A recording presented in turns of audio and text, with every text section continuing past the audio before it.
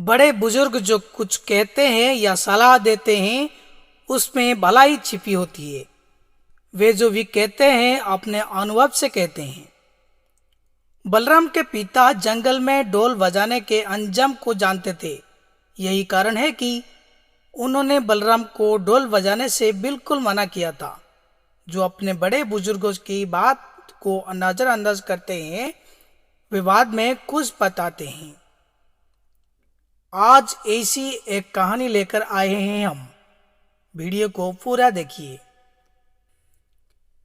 एक बार ढोल वादक बालमोहन और उसका बेटा बलराम नारायणपुर गांव के एक विवाह समारोह में गए। विवाह समारोह के खत्म होने पर दोनों पिता पुत्र को ढेर सारे पैसे और कुछ सोने चांदी के आभूषण इनाम के स्वरूप मिले हैं। इनाम लेकर दोनों खुशी खुशी अपने गांव लौटने लगे।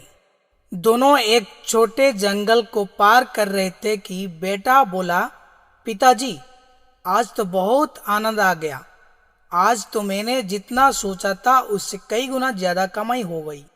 इस पर पिता ने कहा, खुश होकर कहा, बलराम तुमने आज बहुत मन लगाकर ढोल बजाया था।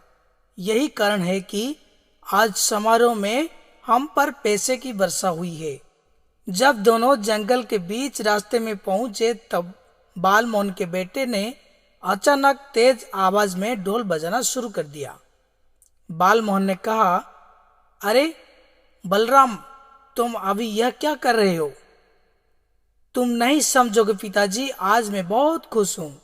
मेरी इच्छा बार बार जोर जोर से ढोल बजाने की हो रही है, लेकिन इतनी तेज आवाज से ना बजाओ। इस जंगल में डकैती और लुटेरों का समूह रहता है।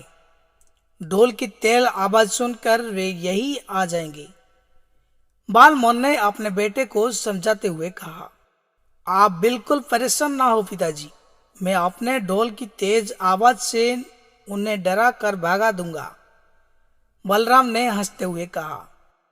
उधर जंगल में छिपकर बैठे एक लुटेरे के सामने ढोल की आवाज सुनी तो उन्हें लगा कोई राजा अपने दल के साथ शिकार खेलने गया है।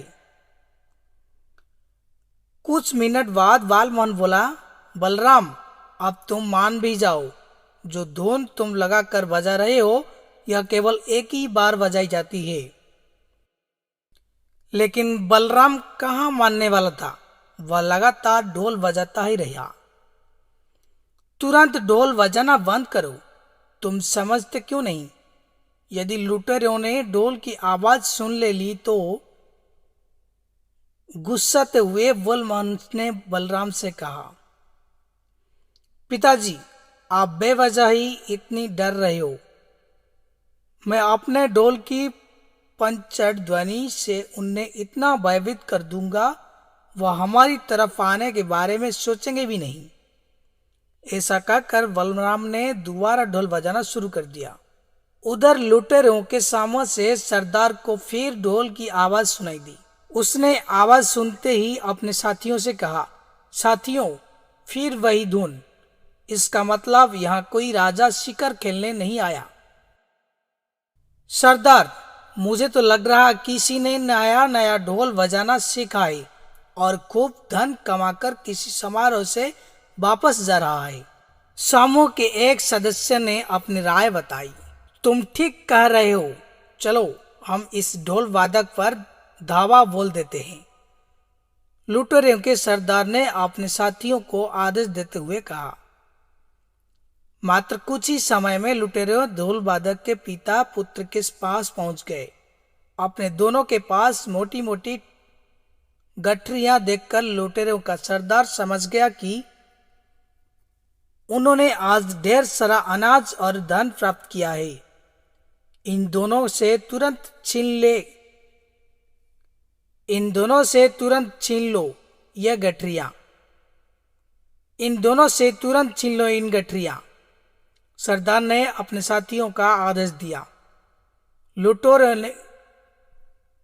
लुटेरों ने उन दोनों से उनके पास जो भी सामान था सब छीन लिया और उन्हें डंडे से मारकर वहां से भगा दिया।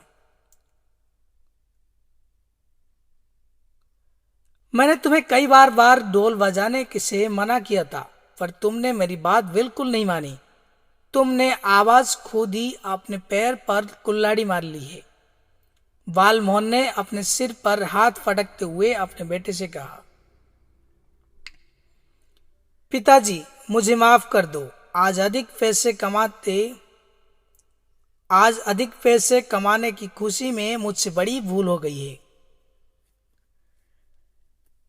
मैं समझ गया कि बड़ों का कहा ना माने तो मैं समझ गया कि बड़ों का कहा न मानने का अंजाम हमेशा बुरा ही होता है। फिर दोनों पिता पुत्र मायूस होकर पछताते हुए अपने गांव की ओर चल पड़े। दोस्तों, यहाँ से सीख मिलता है कि बड़े बुजुर्ग जो कहते हैं या सलाह देते हैं उसमें भलाई छिपी होती है।